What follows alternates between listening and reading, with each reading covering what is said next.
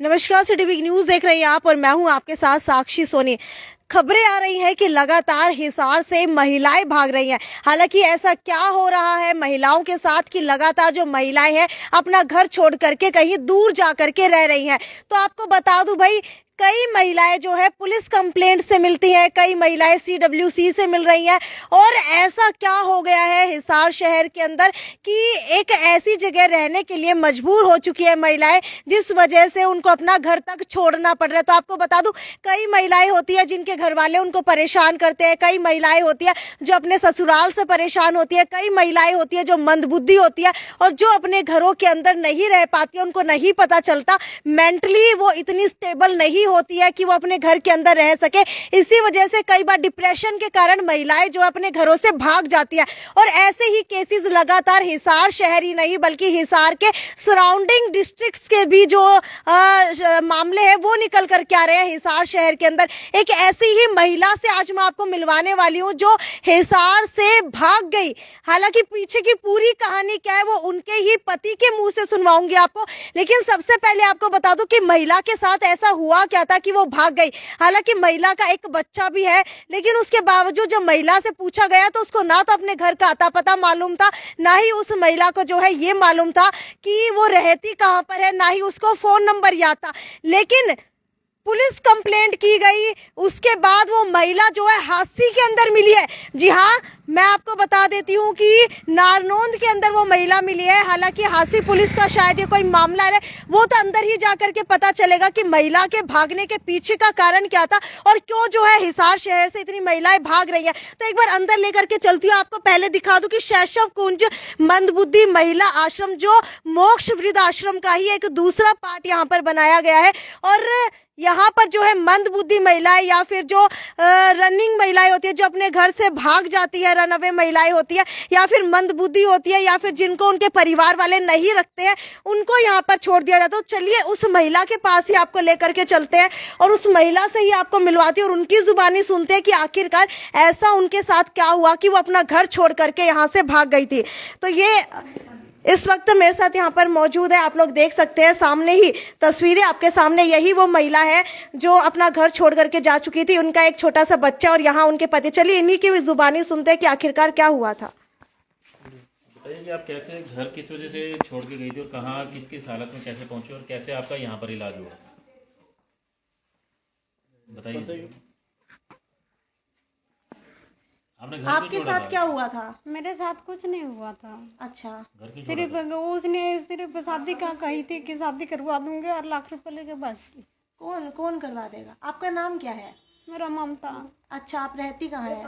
मैं अपने गांव में रहा करती थी तो ठेक के लाई मेरे को और ठेक के शादी करवा के भाग गई। अच्छा कौन भाग गया? जिसने लाया था वो ₹1,00,000 लेके भाग गया। अच्छा, तो अभी आप जहाँ पर रह रही हैं वहाँ पर क्या आपके साथ कुछ गलत होता है? ना, गलत नहीं होता है, अच्छा, सही होता है। तो दिक्कत क्या थी, घर में दिक्कत क्या थी? घर में दिक्कत कुछ नहीं हुआ था, ऐसी अब पागल जैसे ₹1,00,000 ले गई मेरे को बेच के भाग गई, इतने हो गई। तो घर क्यों छोड़ा आपने? घर मैंने छोड़ी नहीं है। जैसे घूमते हुए यहाँ पर आश्रम में पहुंची थी, मतलब पुलिस ने आपको यहाँ आश्रम में छोड़ा, आपकी मानसिक हालत ठीक नहीं थी, तो क्या दिक्कत हो गई थी? कोई दिक्कत कोई नहीं हुई है मेरे आपको अब सब कुछ याद है? को। याद तो नहीं है, लाई थी जिस दिन आई थी उस दिन याद नहीं थी मेरे को। कितने समय से आप यहाँ रह रही हैं? मैं अब बहुत दिन हो गई, मेरे को याद नहीं हो रही है। यहाँ पर इलाज सही हुआ आपका? हाँ, इलाज सही है। तो अभी हालत ठीक है आपकी? हाँ, अब मतलब ठीक घर है। जाना चाहती हैं आप?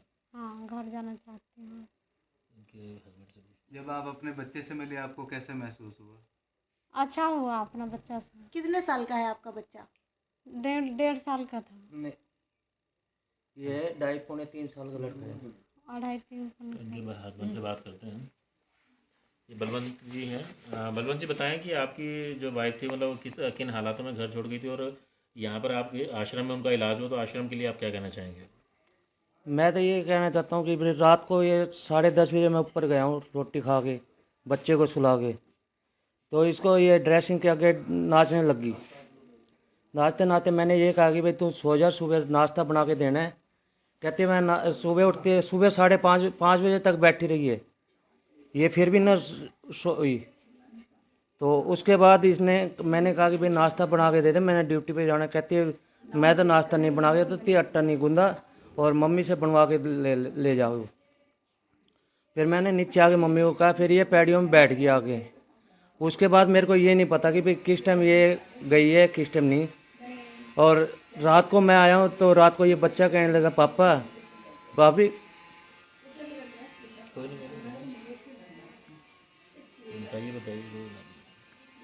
कोई बात नहीं, ठीक है। देखिए अब तो मिल गई है आपकी पत्नी। हाँ जी। तो कैसे पता कैसे लगा कि यहाँ पर है आपकी पत्नी?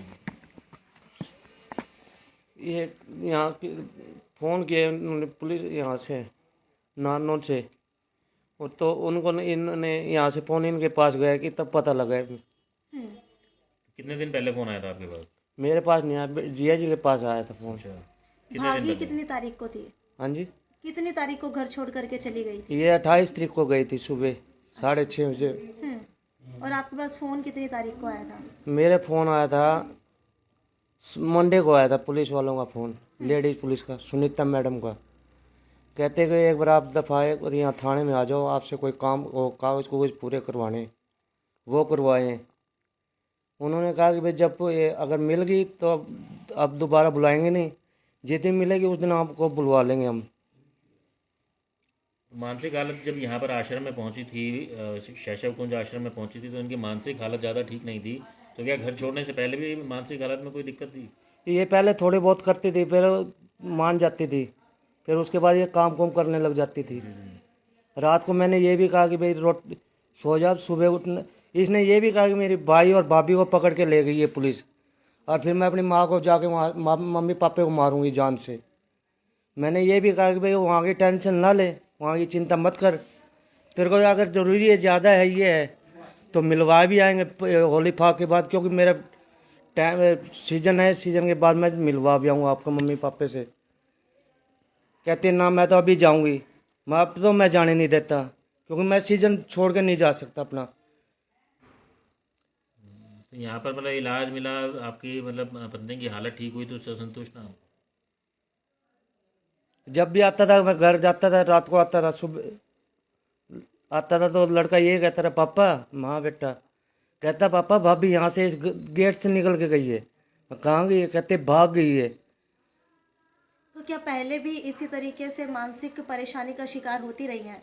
ये पहले थोड़ा बहुत हुआ था, उसके बाद फिर अपने आप ठीक हो जाती थी,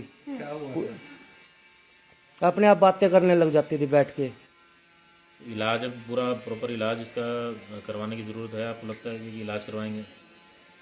इलाज तो करवाना ही पड़ेगा इसका अब तो। जैसा कि आप बता रहे कि पहले भी काफ़ी बार ऐसी चीज़ें होती थी, तो आपने कभी डॉक्टर से संपर्क किया, इन्हें डॉक्टर को दिखाया? डॉक्टर को तो दिखाया नहीं इसने। फिर जाके ये तो कहते थे कि मेरी तबीयत खराब है, मैं दवाई लेके आती हूँ।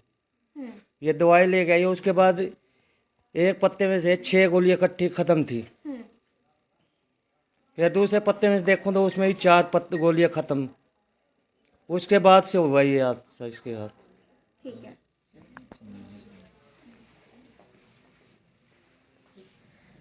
मोक्ष वृद्धाश्रम की ऑनर में सद इस वक्त मौजूद है पंकज संदीर जी। इनसे जानने की कोशिश करते हैं कि किस समय इनको ये महिला मिली थी और कहाँ पर मिली थी। आप बताइए कि अभी शैशव कुंज में जो है बच्चों की जगह पर जो है मानसिक रूप से कमज़ोर महिलाओं का को रखा जाने लगा, उनका इलाज किया जाने लगा है। तो इसी तरीके की ये ममता जो महिला है वो मिली थी आपको, किन हालातों में मिली थी और क्या इलाज यहाँ पर किया गया जिसके बाद ये हालत में सुधार हुआ? ऐसा है, ये शैशव कुंज मंद बुद्धि महिला आश्रम जो है, इसमें ऐसी ही लेडीज़ आती हैं जो मानसिक रूप से परेशान है। ये ममता, इसको जब आई थी इसको अपना नाम भी नहीं पता था। हमें रात को फ़ोन आया 2 तारीख को पुलिस वालों का कि जी एक मंदबुद्धि महिला है, उसको हमने आपके आश्रम में छोड़ना है। तो उस रात तो रख लिया। नेक्स्ट डे जब पता चला तो ये इसको कुछ नहीं पता था। इसका इलाज शुरू किया। इलाज हम यहाँ निजी हॉस्पिटल्स में कराते हैं, और उस इलाज के 8-10 दिन बाद इतना असर होना शुरू करता है उस दवाई का कि ये लोग अपना नाम, अपना एड्रेस, पता अक्सर याद आना शुरू हो जाता है। जो चीज़ ये भूलती हैं वो कुछ एक ये होता है कि इनके अपने परिवार के बारे में, जैसे बच्चा है, बच्चे का एग्जैक्ट वो नहीं बता पाती, कितने साल में है, कितने साल का है, कितने का नहीं। लेकिन इनके इलाज होने के बाद ये अपने जैसे इसने आके ममता ने ये कहा कि मैं यहाँ शादीशुदा हूँ, रांची से आई हूँ मैं, रांची से इसकी शादी यहाँ हुई है और मुझे नहीं पता मैं कैसे रात को निकली हूँ। 28 जनवरी को घर छोड़ के भागी है। इससे मतलब इसको कुछ याद नहीं है क्यों गई है, क्या कारण है, कुछ नहीं पता इसे। लेकिन उसके बाद ये नान पुलिस का पहले फ़ोन आया, फिर वो छोड़ने आई यहाँ लेडी पुलिस। तो ये 2 तारीख से हमारे पास है, इसकी मेडिसिन चल रही है। मेडिसिन चलते ही इसको जब आई थी तो मेरे ख्याल इसको खाने को भी कुछ नहीं मिला हुआ था। इससे चपाती तक कुछ भी रोटी अंदर नहीं जा रही थी, सिर्फ 3 दिन दूध के ऊपर रखा। इतना बुरा हाल था इसके बालों का, इसके चेहरे का, सारा इसको नहला धुला के कपड़े पहना के ये कर दिया कि इसे लगे कि नॉर्मल है। लेकिन ये फिर भी बिहेवियर इसका थोड़ा सा अजीब सा था। और डॉक्टर के ट्रीटमेंट के बाद इसे कुछ याद आना शुरू हुआ। सबसे पहले इसे ये याद आया कि मैं रांची से हूँ, मेरी हिसार में शादी हुई है, मेरा पति है, मेरे बच्चा है एक, और इसको अपने नंदोइये का फ़ोन नंबर याद आया है और इसने हमें लिखवाया कि मेरे इस नंबर पे फ़ोन करके बता दो कि मैं यहाँ हूँ। उस नंबर से फिर इनको जब कॉल किया और विजय जी ने और सिमरन ने, तो उन्होंने कहा हाँ जी। पुलिस वालों से पूछा भाई मिसिंग में है कोई रिपोर्ट, बोले जी नहीं है, लेकिन करवा रखी थी इन्होंने रिपोर्ट मिसिंग की। और उससे पता चला भाई ये है, इसका घर और बच्चे है, परिवार है। इसे यूरिन भी निकल जाता था तो भी नहीं पता चलता था। तो ये बताएं कि इस तरीके की जो महिलाएं जो आती ये हैं, देखिए जब ये हमारे पास आई है तो इस पोजीशन में थी। तो इस तरीके की महिलाएं आती हैं आश्रम में, यहाँ पे मतलब किस तरीके की मानसिक परेशानियों की वजह से मतलब ये इस तरीके की महिलाएं जो हैं मतलब परेशान रहती हैं, मानसिक रूप से कमज़ोर हो जाती हैं? देखिए जी ऐसा है कि जो मानसिक परेशानियां हैं परिवार में रहते हुए आप भी देखेंगे, चाहे वो घर की बेटी हो, भाई हो, बेटा हो, बच्ची हो, कोई भी, अगर वो अपना नॉर्मल बिहेवियर से थोड़ा सा भी अलग बिहेवियर अपना बिहेव करते हैं तो हमें खुद देखना चाहिए कि कोई प्रॉब्लम है इनको। जो साधारण हम एक इंसान जो अपना बिहेव है उससे डिफरेंट करे तो हमें चेक कराना चाहिए। अब ये इसके पति कह रहे हैं कि ये पहले भी दिक्कत में थी और इन्होंने चेकअप नहीं करवाया उसका, तो बढ़ती गई। बढ़ने के बाद वो नेचुरली एक्सट्रीम पे जब पहुंचता है तो या तो घर से निकलते हैं या डिप्रेशन में आके इवन सुसाइड भी कर लेते हैं। ये चीज़ें रोकनी है, हमारे ऊपर डिपेंड करता है कि हम घर में रहते हुए परिवार में कैसे आपस में एक दूसरे के साथ किस तरह का बिहेवियर उसके प्रति होना चाहिए और कैसे हम उनको टैकल कर सकते हैं। डॉक्टर को दिखाइए, ज़रूर दिखाइए। घर में किसी भी बच्चे किसी को भी हो प्रॉब्लम तो एक बार दिखाना तो चाहिए ना। किस तरीके से इलाज कर रहे हैं इस तरह के? हम यहाँ पे निजी हॉस्पिटल्स में दिखाते हैं, वहाँ लेके जाते हैं और इनकी ट्रीटमेंट चलती है। 5 दिन की दवाई मिलती है, वो रेगुलर दवाई दी जाती है, प्रॉपर डाइट दी जाती है। तो फिलहाल कितनी महिलाएं ऐसी हैं आश्रम में और कहाँ से महिलाएं आ रही है? कि पूरे हरियाणा में इस तरीके का पहला आश्रम? ये पूरा, हाँ, ये अपना यहाँ कलकत्ते से भी आई, गोरखपुर से भी, डिफरेंट अपने कंट्री से आती हैं महिलाएं और ये पुलिस छोड़ के जाती है। कोई हमारे पास डायरेक्ट नहीं पहुँचती, पुलिस छोड़ के जाती है। इलाज करा रही हैं। हाँ, और अब आपको ये जानकर भी और भी अच्छा लगेगा कि इसी आश्रम से इस साल भर में 6 महिलाएं अपने घरों में जा चुकी हैं ठीक होकर, और अभी भी उनके वहाँ से फ़ोन आता है कि हम यहाँ पे बिल्कुल ठीक ठाक हैं। उनके पति अगर डायरेक्ट कोई महिला यहाँ पर पहुँचती है, मंदबुद्धि होती है, तो क्या आप उसको रखते हैं? नहीं, हम थ्रू पुलिस ही रखते हैं, क्योंकि कल को ये चाहे वो मैरिड हो या अनमैरिड हो, उसको रखना हमारे लिए लीगली हम ऐसे नहीं रख सकते। और जब कोई महिला यहाँ पहुँचती है तो उसके किस तरीके के टेस्ट करवाए जाते हैं? उसके कोविड-19 और प्रेगनेंसी टेस्ट, 2 टेस्ट होते हैं। मतलब क्या संदेश क्या देना चाहेंगे समाज में? इस तरह की महिलाएं अगर कोई भी मिलती है तो क्या मतलब कोई भी मतलब पुलिस की सहायता से या पुलिस की सहायता से हम हमारे आश्रम में आके रह सकती हैं। हम उन्हें ठीक करके इतना श्योर जरूर करते हैं कि वो महिलाएं ठीक होके इस आश्रम से जाएंगी। आज अब तक हमारी 6ठी महिला है ये ममता, ये जा रही है। तो विजय भृगु जी मेरे साथ इस वक्त मौजूद है। विजय जी, मुझे ये बताइए कि इस तरीके की जो महिलाएं यहाँ पर पहुँचती है, आपको क्या लगता है इसके पीछे का कारण क्या होता है? संयुक्त परिवार का विघटन। एकल परिवार में जो महिलाएं रह रही हैं वो पूरा दिन घर पे खाली रहती हैं और जो एकाकीपन है वो धीरे धीरे अवसाद की तरफ महिलाओं को बढ़ा रहा एक है। बार क्या हम चलते चलते बात कर सकते हैं, ताकि आश्रम जो है वो भी दिखा दे, विजिट करवा देते हैं कि किस तरीके का आश्रम जो है यहाँ बनाया गया है। मोक्ष आश्रम ये है, हालांकि वृद्धों का आश्रम है ये, और जो महिलाएं हैं मंदबुद्धि है उनका भी आश्रम है। एक बार अंदर के रूम्स दिखाना चाहेंगे आपको, किस तरीके के रूम्स है, और अगर बात की जाए रूम्स की तो क्या क्या सुविधाएं यहाँ पर मिलती हैं। देखिए अटैच बाथरूम है कमरे के साथ। ठीक है, एक बार अटैच बाथरूम दिखा देते हैं कि ये देख लीजिए अटैच बाथरूम बनाया गया है यहाँ पर।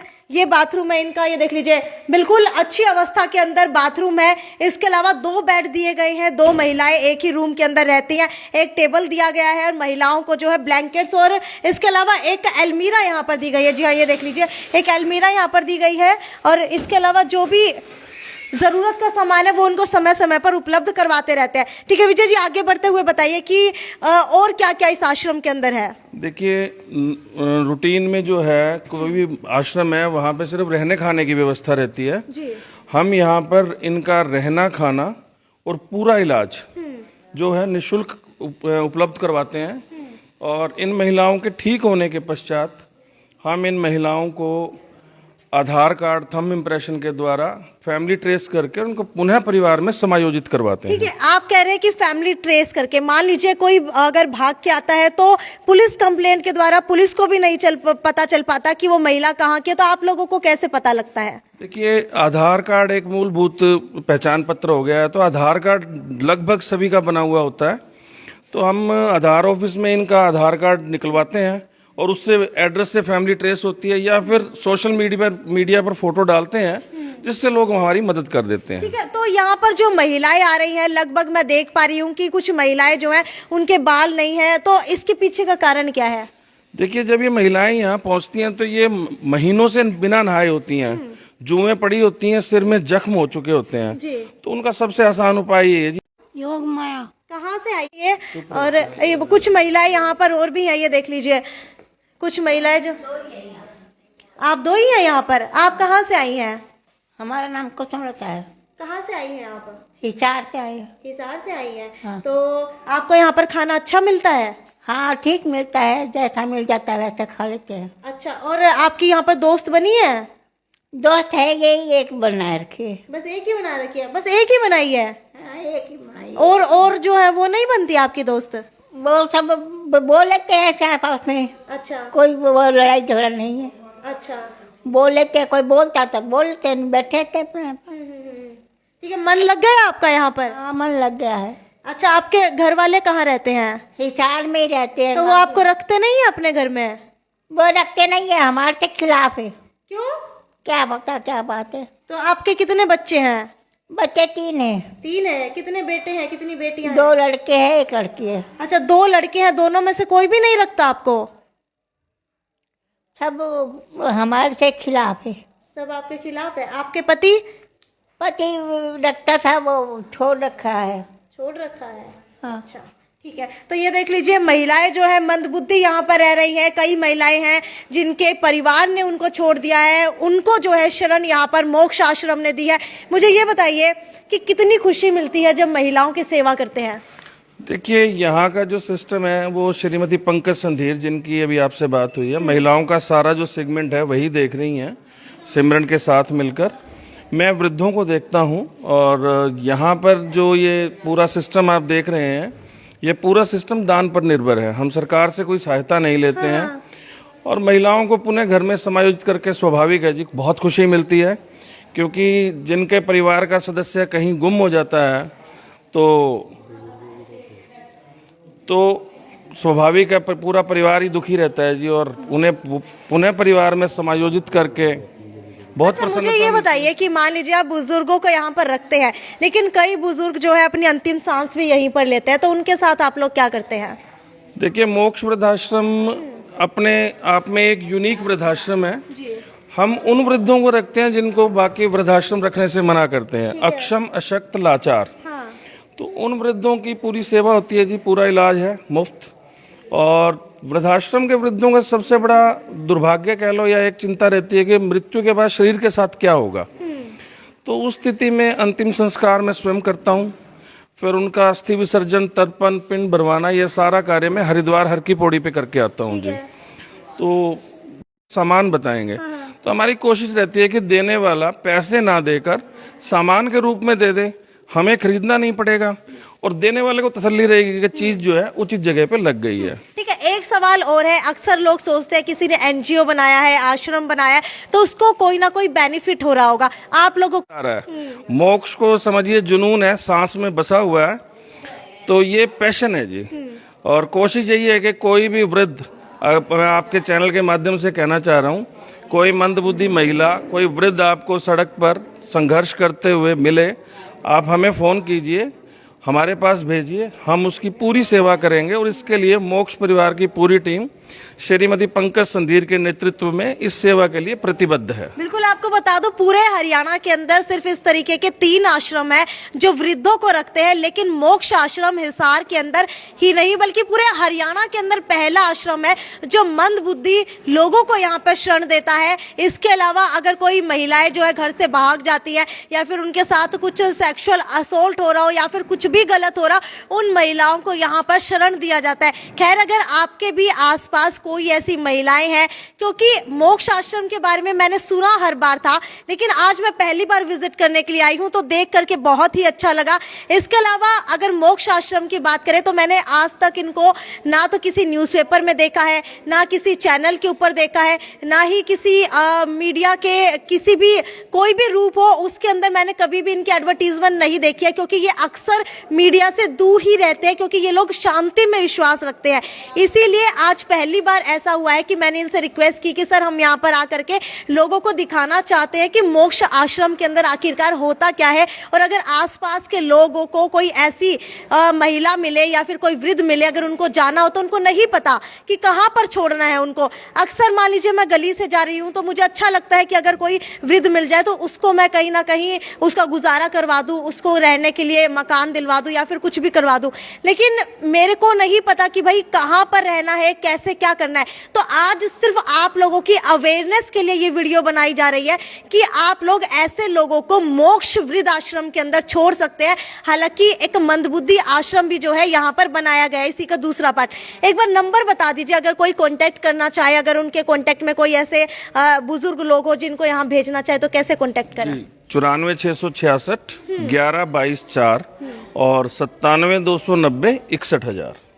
ठीक है भाई, ये नंबर आपने सुन लिया है, ऊपर कैप्शन के अंदर भी मैं मेंशन कर दूंगी। एक बार फिर से पूरी तस्वीर दिखा दीजिए पूरे आश्रम की और ऊपर से लेकर के नीचे तक दिखा दीजिए, क्योंकि ऊपर जो है शायद मेल रहते हैं, नीचे फीमेल्स रहती हैं। ऊपर भी फीमेल है, वो फीमेल है जो स्वस्थ हैं और चल फिर सकती हैं, क्योंकि नीचे का पोर्शन अब पूरा फुल है। हाँ। अब ये ऊपर 9 कमरे नए बनाए गए हैं। अच्छा। तो जो महिलाएं स्वस्थ हैं वो ऊपर भी हैं जी और जेंट्स भी हैं। ठीक है भाई, ये वीडियो बनाने के पीछे का सिर्फ यही मकसद था ताकि आप लोगों को बताया जा सके कि किस तरीके से महिलाएं जो है लगातार भाग रही हैं और उनको किस तरीके से क्योर किया जा रहा है, यानी कि उनका मानसिक रूप से इलाज करवाया जा रहा है, वो भी फ्री में। अगर आपके आसपास कोई महिला है तो इस नंबर के ऊपर कॉन्टैक्ट कर सकते हो और वृद्ध आश्रम के अंदर आकर के आप लोग भी यहाँ पर दान पुण्य करके जा सकते हैं। खैर, आगे भी आप लोगों के लिए इसी तरीके से वीडियोज लाती रहूंगी, तब तक ज्यादा से ज्यादा शेयर करते रहिए। ये थी साक्षी सोन की रिपोर्ट अपने सहयोगी अमित असीजा के साथ। नमस्कार।